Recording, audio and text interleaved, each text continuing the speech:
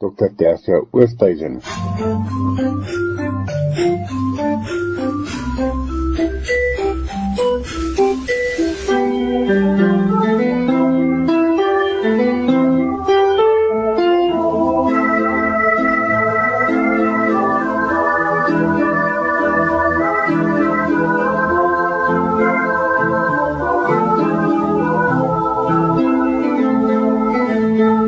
Lig op geestesgesondheid, Dr. Tersia Oosthuizen van die Noordwes Universiteit, bedryfs- en voorligtingsielkundige.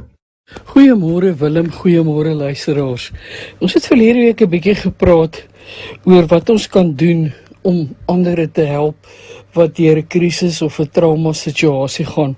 En ek wil graag verder gaan daarmee vandag deur te praat oor spesifiek wat doen ons as iemand 'n krisis beleef het?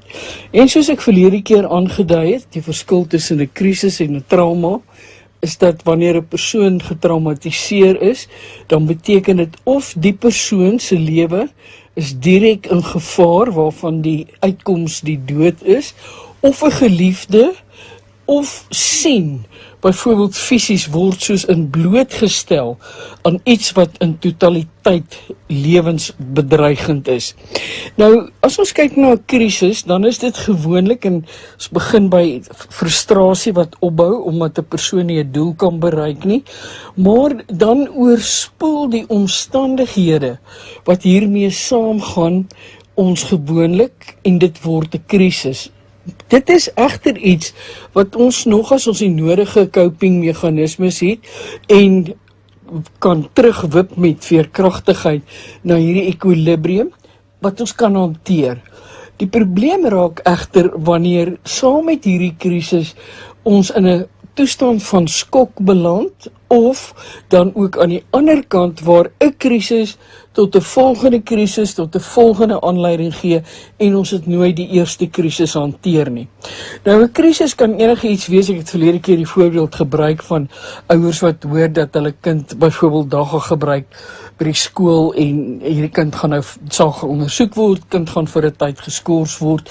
Dit kan iets wees van 'n persoon wat werk verloor het en nou moet die gesin aanpas by 'n ander ekonomiese gesinsisteem, of dit kan ook iets wees waar daar sê nou maar 'n familie twis ontstaan het, mense praat nou nie meer mekaar nie en ons misverstande en die mag wat mense het deur sommer net ander mense op hulle selfone op WhatsApp te blok, wat mense so diep magteloos kan laat, want dit vat jou stem weg. Soos iemand nou eendag gesê het, ons was eintlik baie braaf in ons jong jare. Die ouer luisteraar sal weet wat ek bedoel. Ons het nie geweet wie bel as die telefoonlyn nie. So ons het maar geantwoord. Maar deesdae was dit baie maklik as mense net eenvoudig besluit, hulle sny jou uit, hulle lewe uit.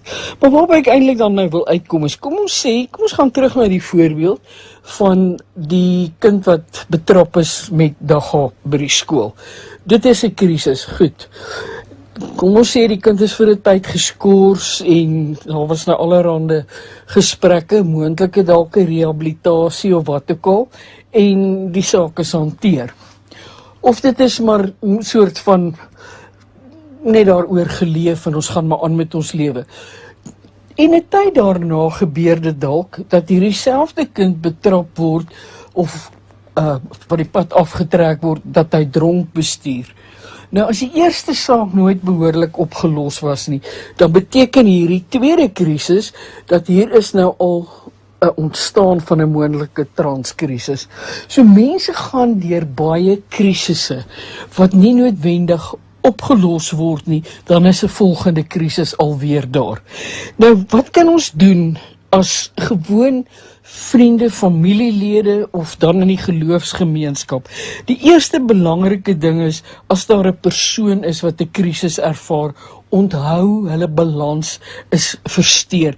Daarom moet ons 'n soort van 'n evaluasie doen as so 'n persoon met ons kom gesels. Is hierdie persoon besig om te cope? Is hierdie persoon so oorweldig en emosioneel dat hierdie persoon nie helder kan dink nie of verskriklik kwaad of wat ook al. Met ander woorde, waar kan ons hierdie persoon plaas in terme van as 10 equilibrium is en 1 is totale disequilibrium. Dat ons so min of meer 'n opinie vorm.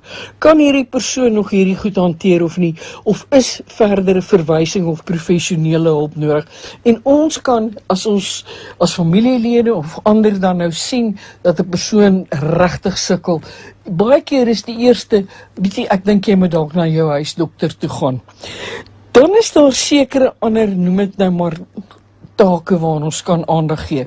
Een daarvan is, sorg dat hierdie persoon emosioneel veilig en geborge is. Dit beteken daar moet regtig geluister word na dit wat hierdie krisis in hierdie lewe, in hierdie persoon se lewe veroorsaak, en met luister beteken dit regtig ons probeer instel, empaties en in die skoene plaas van dit waardeur hierdie persoon gaan. Emosionele veiligheid beteken ook, as daai persoon dit vir my vertel het, bly dit by my, tensy die persoon se lewe in gevaar is. Dan kyk ons byvoorbeeld in hierdie, wil ek amper sê, eerste fase, wat kan ons doen vir die hier en onmiddellike nou om hierdie persoon te probeer help? Of soos ek gesê het, moet hierdie persoon dalk na 'n mediese dokter toe gaan. Baie keer sal so 'n persoon verwys of gesê word, weet jy, gaan praat met jou dominee, gaan praat met iemand wat jy as 'n mentor beskou, gaan praat dalk met jou ouers of hoe dit ook al sy. Luister ons Willem, ek wil net noem dat hierdie baie basiese tegnieke of wenke is, wat ons darm net as 'n soort van 'n, ek wil amper sê, 'n krisis noodhulp kan toepas in so 'n geval. Die volgende wat ons moet aandag gee, is om baie mooi te luister, wat is die regte omvang van hierdie krisis? En daarvolgens kan 'n mens dan agterkom, is dit iets wat regtig so oorweldigend is, want mense kan dit as baie erg, vreeslik, katastrofies beskryf, en dan kom ons agter, maar dit is nie regtig iets wat so 'n groot impak kan veroorsaak nie. So, ons kyk so 'n bietjie na, wat is die probleem regtig? Ons probeer dit in klein brokkies indeel, want dan kan ons ook baie makliker daarna kyk. As ons terugkom na die hele situasie van kind wat betrap is met 'n dwelm by die skool, wie is die maats, wanneer het dit gebeur? Is daar enige ander aanduidings dat dit van tevore gebeur het? Wat is die beginsels, die waardes wat ons kind handhaaf, waar hierdie nou ontstaan het? Hoe bring ons dit uit by die kind wat ons ken, van wie ons dit dan nie verwag het nie? Altyd, en dit is belangrik, ondersteun. Moenie veroordeel nie. Selfs as my kind met dagga of dwelms betrap is en huis toe kom, wys ek nie vingers nie, ek veroordeel nie, ek jaag nie die kind by die huis uit en beskou my kind nou as die slegste en ek sien sommer klaar al die rehabilitasiesentrum daarvoor nie. Nee, wees lief. Daar's hierdie tough love wat vir baie jare gebruik is vir persone, argumentsonthaalwe wat aan een of ander substans verslaaf raak. Mettertyd het ons besef, nee, ons moet veral by die aanvang van so iets liefde en 'n betroubare ruimte skep, maar daar's 'n rede waarom iets soos dit gebeur. En net soos daar 'n rede is waarom daar enige ander krisis plaasgevind het. Ek gebruik nou maar net hierdie as 'n voorbeeld. Moet ons dan mooi gaan luister en probeer om dit stukkie vir stukkie te ontrafel, sodat ons kan probeer agterkom, maar wat is die onderliggende rede in hierdie geval? En, soos ek gesê het, ons moet deurlopend hierdie ondersteuning verskaf, waar die persoon voel, hy of sy word regtig na geluister en gehoor.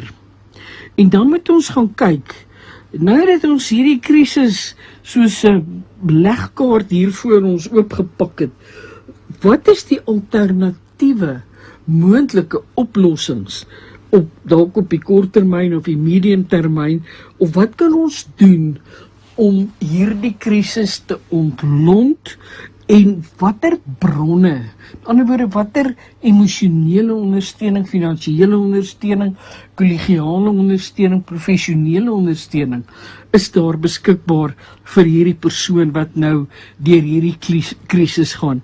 En natuurlik ook daarmee saam, watter is hierdie persoon se coping meganismes? Dink hulle meer probleemoplossend? Dink hulle meer in terme van om dit op te los deur oor te reageer op emosionele gebied?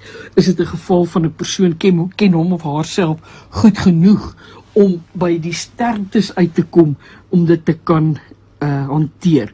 En dan maak ons regtig planne. Okay, as hierdie dan nou die krisis is, wat gaan ek nou doen, of môre doen, of oormôre doen, of in hierdie week, om hierdie krisis te bowe te kom of dit te hanteer? As ek met spesifieke mense moet gaan praat om te help om dit uit te sorteer, wie is die persone wat ek kan vra om my hiermee te help? En hoe gaan ek te werk hiermee? As dit 'n krisis is wat veroorsaak is iets waaroor ek baie skaam is, dan moet ek gewoonlik na my naaste vertrouende persoon toe gaan.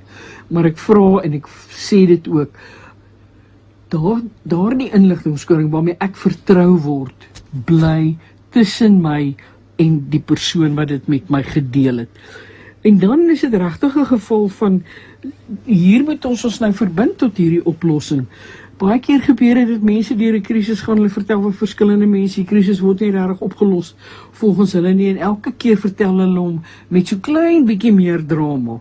Dit is in ons menslike aard, ons is storievertellers as mense.